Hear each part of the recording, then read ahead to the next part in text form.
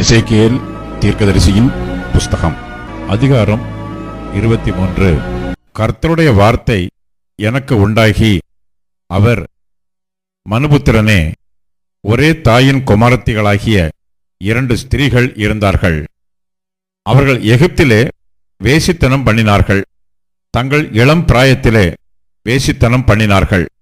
அங்கே அவர்களுடைய ஸ்தலங்கள் அமுக்கப்பட்டு அவர்களுடைய கன்னிமையின் கொங்கைகள் தொடப்பட்டது.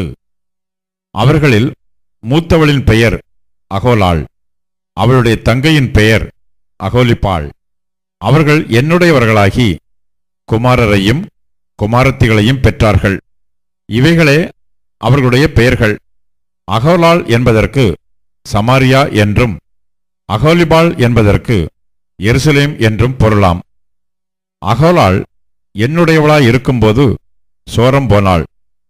நீலாம்பரம் தரித்த தலைவரும் அதிபதிகளும் சௌந்தரிய வாலிபரும் குதிரைகளின் மேல் ஏறுகிற வீரருமாயிருந்த சமீப தேசத்தாராகிய அசீரியர் என்கிற தன் சிநேகிதர் மேல் அவள் மோகித்து, அசீரியரின் புத்திரரில் சிரேஷ்டமான அனைவரோடும் தான் மோகித்த அனைவரோடும் தன் வேசித்தனங்களை நடப்பித்து அவர்களுடைய நரகலான சகல விக்கிரகங்களாலும் தீட்டுப்பட்டு போனாள். தான் எகிப்திலே பண்ணின வேசித்தனங்களை அவள் விடவில்லை. அவர்கள் அவளுடைய வாலிபத்திலே அவளோடே சயனித்து அவளுடைய கன்னிமையின் கொங்கைகளை தொட்டு அவளிடத்தில் தங்கள் வேசித்தனத்தை நடப்பித்தார்கள். ஆகையால் அவளுடைய சிநேகிதரின் கையிலே, அவள் மோகித்திருந்த அசீரிய புத்திரரின் கையிலே நான் அவளை ஒப்புக்கொடுத்தேன். அவர்கள் அவளை நிர்வாணமாக்கினார்கள். அவளுடைய குமாரரையும் அவளுடைய குமாரத்திகளையும் சிறைப்பிடித்து அவளையோ பட்டயத்தினால் கொன்று போட்டார்கள். அப்படியே அவளிடத்தில் ஆக்கினைகள் செய்யப்பட்டபடியினால் ஸ்திரீகளுக்குள் அவகீர்த்தியுள்ளவளானாள். அவளுடைய தங்கையாகிய அகோலிபாள் இதைக் கண்டும் தன் மோக விகாரத்தில் அவளை பார்க்கிலும் கெட்டவளானாள். தன் சகோதரியின் வேசித்தனங்களிலும் தன் வேசித்தனங்கள் அதிகமாயிற்று. மகா அலங்கார உடுப்புள்ள தலைவரும் அதிபதிகளும் குதிரைகள் மேல் ஏறுகிற வீரரும் சௌந்தரியமுள்ள வாலிபருமான சமீப தேசத்தாராகிய அசீரிய புத்திரர் மேல் மோகம் கொண்டாள். அவளும் அசுத்தமானாள் என்றும் அவர்கள் இருவரும் ஒரே வழியில் போனார்கள் என்றும் கண்டேன். அவள் தன் வேசித்தனங்களில் அதிகரித்தாள். சுவரில் ஜாதுலிங்கத்தால் சித்திரம் தீர்ந்த கல்தேயரின் புருஷ சுரூபங்களைக் கண்டாள். அவர்கள் எல்லாரும் தங்கள் ஜென்ம தேசமாகிய கல்தேயாவில் உள்ள பாபிலோன் புத்திரரின் சாயலாக தங்கள் அறைகளில் கச்சை கட்டினவர்களும் தங்கள் தலைகளில் சாயம் தீர்ந்த பெரிய பாகைகளை தரித்தவர்களும் பார்வைக்கு ராஜகுமாரர்களுமாக இருந்தார்கள். அவளுடைய கண்கள் அவர்களை பார்த்தவுடனே அவள் அவர்கள் மேல் மோகித்து கல்தேயாவுக்கு அவர்கள் அண்டையிலே ஸ்தானாபதிகளை அனுப்பினாள். அப்பொழுது பாபிலோன் புத்திரர் அவள் அண்டையிலே சிநேக சம்போகத்துக்கு வந்து தங்கள் வேசித்தனங்களால் அவளை தீட்டுப்படுத்தினார்கள். அவள் இவர்களால் தீட்டுப்பட்டு போன பின்பு அவள் மனது அவர்களை விட்டு பிரிந்தது. இவ்விதமாய் அவள் தன் வேசித்தனங்களை வெளிப்படுத்தி தன்னை நிர்வாணமாக்கின போது என் மனம் அவளுடைய சகோதரியை விட்டு பிரிந்தது போல அவளையும் விட்டு பிரிந்தது. அவள் எகிப்து தேசத்திலே வேசித்தனம் பண்ணின தன் வாலிபத்தின் நாட்களை நினைத்து தன் வேசித்தனங்களில் அதிகரித்து போனாள். கழுதை மாம்சமான மாம்சமும் குதிரை இந்திரியமான இந்திரியமும் உள்ள அவர்களுக்கு அவள் வைப்பாட்டியாயிருக்கும்படி அவர்கள் மேல் மோகித்தாள்.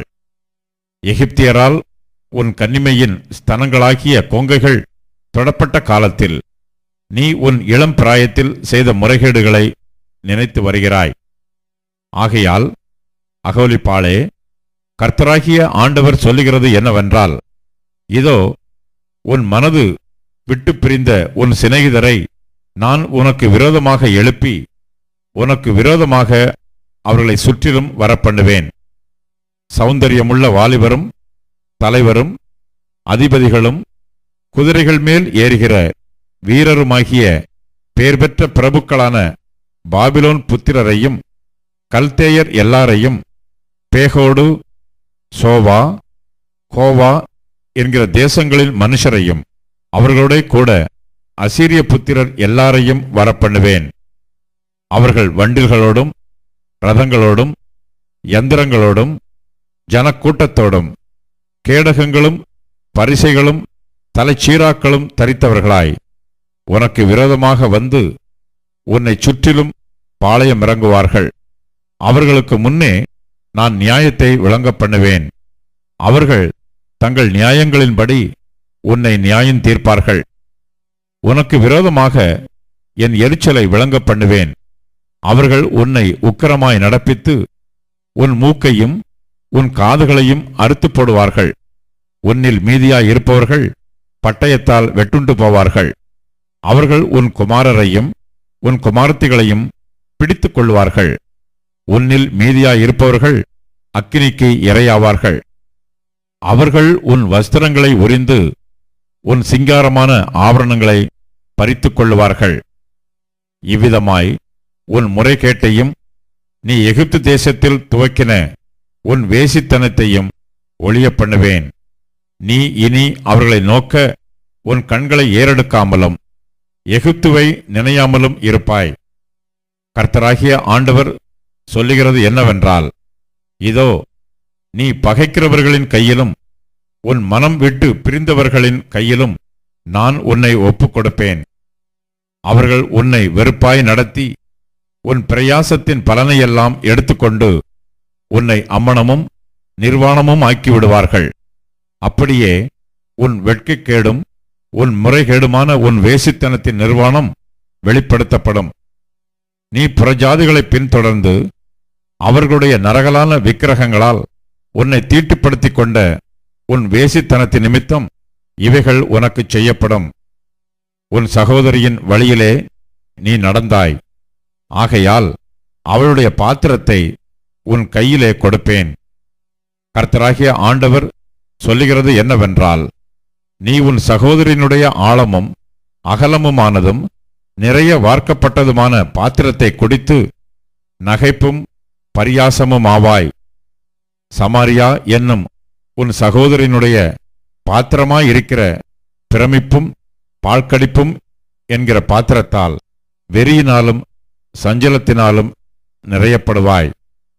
நீ அதில் இருக்கிறதை குடித்து உறிஞ்சி அதன் ஓடுகளை உடைத்து போட்டு உன் ஸ்தனங்களை கீறிக்கொள்வாய்.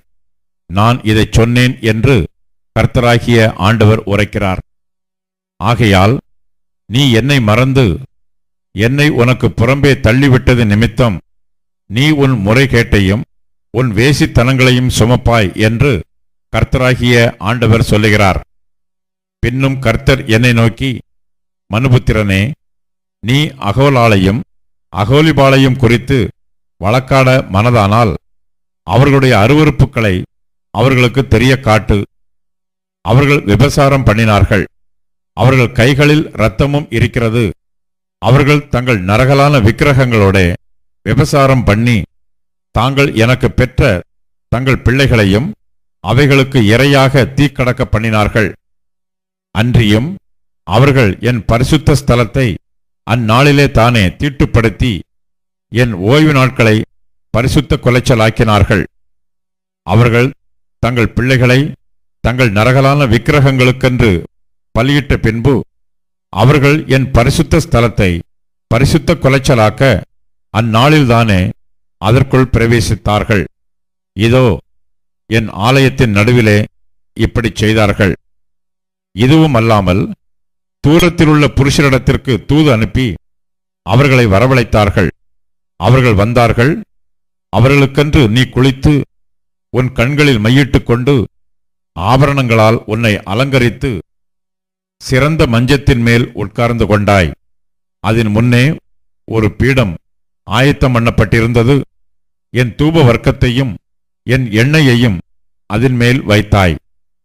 அவ்விடத்திலே அந்த சந்தடியின் இரைச்சல் அடங்கின பின்பு ஜனத்திரளான புருஷரையும் அழைத்தனுப்பினார்கள். சபேயர் வனாந்திரத்திலிருந்து கொண்டு வரப்பட்டார்கள். இவர்கள் அவர்களுடைய கைகளில் கடகங்களையும் அவர்களுடைய தலைகளில் அலங்காரமான கிரீடங்களையும் போட்டார்கள். விபசாரங்களில் கிழவியானவளை குறித்து அவள் இன்னும் தன் வேசித்தனங்களை செய்வாளோ என்றேன். பரஸ்திரீயினிடத்திலே பிரவேசிக்குமா போல அவளிடத்தில் பிரவேசித்தார்கள். இந்த பிரகாரமாக முறைகேடானவர்களாகிய அகோலாளிடத்திலும் அகோலிபாளிடத்திலும் பிரவேசித்தார்கள்.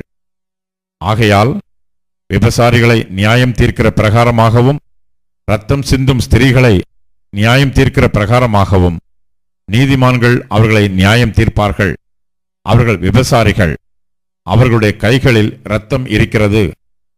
கர்த்தராகிய ஆண்டவர் சொல்லுகிறது என்னவென்றால், நான் அவர்களுக்கு விரோதமாய் ஒரு கூட்டத்தை வரப்பண்ணி அவர்களை அலைச்சலுக்கும் கொள்ளைக்கும் ஒப்புக்கொடுப்பேன். அந்த கூட்டத்தார் அவர்களை கல்லெறிந்து தங்கள் பட்டயங்களால் வெட்டி போடுவார்கள். அவர்களுடைய குமாரரையும் அவர்களுடைய குமாரத்திகளையும் கொன்று அவர்களுடைய வீடுகளை அக்கினியால் சுட்டெரிப்பார்கள். இவ்விதமாய் எல்லா ஸ்திரீகளும் புத்தி அடைந்து உங்கள் முறைகேடுகளை செய்யாதிருக்கும்படி முறைகேட்டை தேசத்தை விட்டு ஒழிய பண்ணுவேன். உங்கள் முறைகேட்டை உங்கள் மேல் சுமத்துவார்கள். அப்பொழுது நீங்கள் உங்கள் நரகலான விக்கிரகங்களை சேவித்த பாவங்களை சுமந்து நான் கர்த்தராகிய ஆண்டவர் என்று அறிந்து கொள்வீர்கள். எசேக்கியேல் தீர்க்கதரிசியின் புஸ்தகம், அதிகாரம் 24. 9ஆம் வருஷம் 10ஆம் மாதம் 10ஆம் தேதியிலே கர்த்தருடைய வார்த்தை எனக்கு உண்டாகி, அவர், மனுபுத்திரனே, இந்த நாளின் பேரையும் இந்த தேதியையும் நீ எழுதிவை. இந்த தேதியில் தானே பாபிலோன் ராஜா எருசலேமில் பாளையமிறங்கினான். இப்போதும் நீ கலக வீட்டாருக்கு ஒரு உபமானத்தை காண்பித்து அவர்களை நோக்கி, கர்த்தராகிய ஆண்டவர் உரைக்கிறது என்னவென்றால், ஒரு கொப்பரையை அடுப்பிலே வை, அதை அடுப்பிலே வைத்து அதிலே தண்ணீரை விடு. சகல நல்ல கண்டங்களான பின்னந்தொடைகளையும் முன்னந்தொடைகளுமாகிய கண்டங்களை சேர்த்து அதிலே போடு. நல்ல எலும்புகளால் அதை நிரப்பு. ஆட்டு மந்தையில் தெரிந்து கொள்ளப்பட்டதை அதற்காக கொண்டு வந்து எலும்புகளை அதன் கீழே குவித்து எரிக்க வேண்டும். அதிலுள்ள எலும்புகளும் வேகத்தக்கதாக அதை பொங்க பொங்க காய்ச்ச வேண்டும். இதற்காக கர்த்தராகிய ஆண்டவர் சொல்லுகிறது என்னவென்றால், நுரை ஒட்டி கொண்டிருக்கிறதும் நுரை நீங்காததுமாகிய கொப்பரை எண்ணப்பட்ட இரத்தஞ்சிந்திய நகரத்துக்கு ஐயோ! அதில் இருக்கிறதை கண்டம் கண்டமாக எடுத்துக்கொண்டு போ. அதன் பேரில் சீட்டு போடலாகாது. அவள் இரத்தம் அவள் நடுவில் இருக்கிறது. மண்ணிலே மறைந்து போகும்படி அதை தரையிலே ஊற்றாமல் கற்பாறையிலே ஊற்றி போட்டாள். நீதியை சரி கட்டுவதற்காக கோபம் மூளும்படி நான் அவள் இரத்தத்தை மறைக்காமல் கண்மலையின் மேல் வைத்தேன். ஆதலால் கர்த்தராகிய ஆண்டவர் சொல்லுகிறது என்னவென்றால், இரத்தஞ்சிந்திய நகரத்துக்கு ஐயோ! நான் பெரிதான கட்டைகளை குவித்து எரிய பண்ணுவேன். திரளான விறகுகளை கூட்டு, தீயை மூட்டு, இறைச்சியை முருக வேவித்து சம்பாரங்களை இடு, எலும்புகளை எரித்து போடு. பின்பு கொப்பரை காய்ந்து அதன் களிம்பு வெந்து அதற்குள் இருக்கிற அதன் அழுக்கு உருகி அதன் நுரை நீங்கும்படி அதை வெறுமையாக தழலின் மேல் வை. அது மகா வருத்தத்தை உண்டாக்கியும் அதன் திரளான நுரை அதை விட்டு நீங்கவில்லை. அதன் நுரை அக்கினிக்கு உள்ளாக வேண்டியது. உன் அசுத்தத்தோடே முறைகேடும் இருக்கிறது. நான் உன்னை சுத்திகரித்தும் நீ சுத்தமாகாதபடியினால் இனி என் உக்கிரம் உன்னில் ஆறி தீருமட்டும் உன் அசுத்தம் நீங்கி சுத்திகரிக்கப்பட மாட்டாய். கர்த்தராகிய நான் இதைச் சொன்னேன், இது நிறைவேறும். நான் இதைச் செய்வேன். நான் பின்வாங்குவதும் தப்ப விடுவதும் மனஸ்தாபப்படுவதும் இல்லை. உன் வழிகளுக்கும் உன் செய்கைகளுக்கும் தக்கதாக உன்னை நியாயம் தீர்ப்பார்கள் என்று கர்த்தராகிய ஆண்டவர் சொல்லுகிறார். பின்னும் கர்த்தருடைய வார்த்தை எனக்கு உண்டாகி, அவர், மனுபுத்திரனே, இதோ நான் உன் கண்களுக்கு விருப்பமானவளை ஒரே அடியினாலே உன்னை விட்டு எடுத்துக்கொள்ளுவேன். ஆனாலும் நீ புலம்பாமலும் அழாமலும் கண்ணீர் விடாமலும் இருப்பாயாக. அலறாமல் பெருமூச்சு விடு, இழவு கொண்டாட வேண்டாம். உன் பாகையை உன் தலையிலே கட்டி உன் பாதரட்சைகளை உன் பாதங்களில் தொடுத்துக்கொள். உன் தாடியை மூடாமலும் துக்கம் கொண்டாடுகிறவர்களின் அப்பத்தை புசியாமலும் இருக்க கடவாய் என்றார். விடியற் காலத்தில் நான் ஜனங்களோட பேசினேன். அன்று சாயங்காலத்தில் என் மனைவி செத்துப்போனாள். எனக்கு கட்டளையிட்டபடியே விடியற் காலத்தில் செய்தேன். அப்பொழுது ஜனங்கள் என்னை நோக்கி, நீர் செய்கிறவைகள் எங்களுக்கு என்னத்திற்கு அடையாளம் என்பதை எங்களுக்கு தெரிவிக்க மாட்டீரா என்று கேட்டார்கள். நான் அவர்களுக்கு பிரதியுத்தரமாக, கர்த்தருடைய வார்த்தை எனக்கு உண்டாகி, அவர், நீ இஸ்ரவேல் வீட்டாரை நோக்கி, கர்த்தராகிய ஆண்டவர் உரைக்கிறது என்னவென்றால், இதோ உங்கள் பலத்தின் முக்கியமும் உங்கள் கண்களின் விருப்பமும் உங்கள் ஆத்மாவின் வாஞ்சையுமாகிய என் பரிசுத்த ஸ்தலத்தை நான் பரிசுத்த குலைச்சலாக்குகிறேன். நீங்கள் விட்டு வந்த உங்கள் குமாரரும் உங்கள் குமாரத்திகளும் பட்டயத்தால் விழுவார்கள். அப்பொழுது நான் செய்தது போல நீங்களும் செய்வீர்கள். தாடியை மூடாமலும் துக்கம் கொண்டாடுகிறவர்களின் அப்பத்தை புசியாமலும் இருப்பீர்கள்.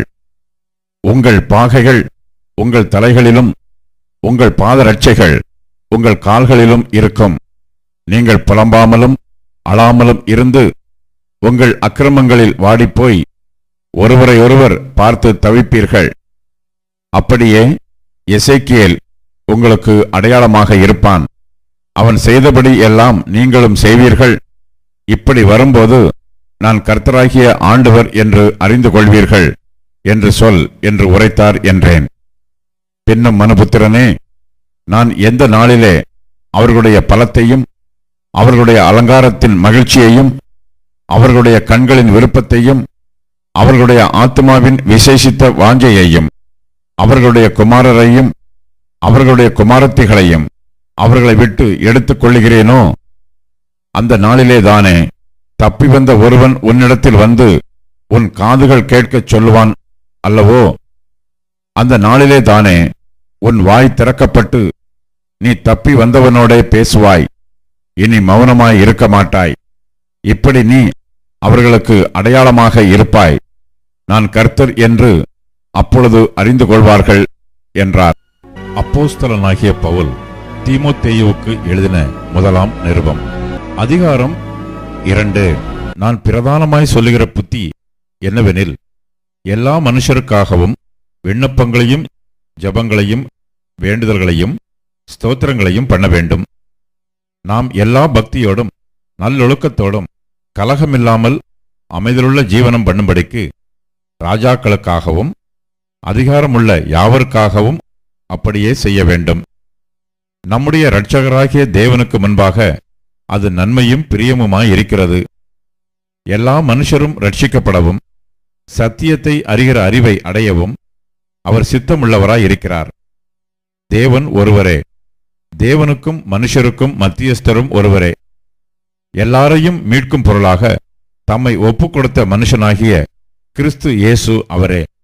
இதற்குரிய சாட்சி ஏற்ற காலங்களில் விளங்கி வருகிறது. இதற்காகவே நான் பிரசங்கியாகவும் அப்போஸ்தலனாகவும் புறஜாதிகளுக்கு விசுவாசத்தையும் சத்தியத்தையும் விளங்க பண்ணுகிற போதகனாகவும் நியமிக்கப்பட்டிருக்கிறேன். நான் பொய் சொல்லாமல் கிறிஸ்துவுக்குள் உண்மையை சொல்லுகிறேன். அன்றியும் புருஷர்கள் கோபமும் தர்க்கமும் இல்லாமல் பரிசுத்தமான கைகளை உயர்த்தி எல்லா இடங்களிலேயும் ஜெபம் பண்ண வேண்டுமென்று விரும்புகிறேன்.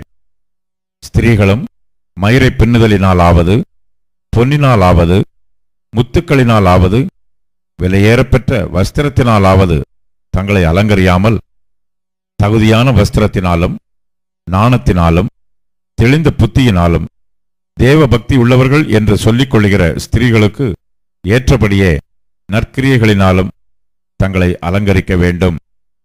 ஸ்திரியானவள் எல்லாவற்றிலும் அடக்கமுடையவளாயிருந்து அமைதலோடே கற்றுக்கொள்ள கடவள்.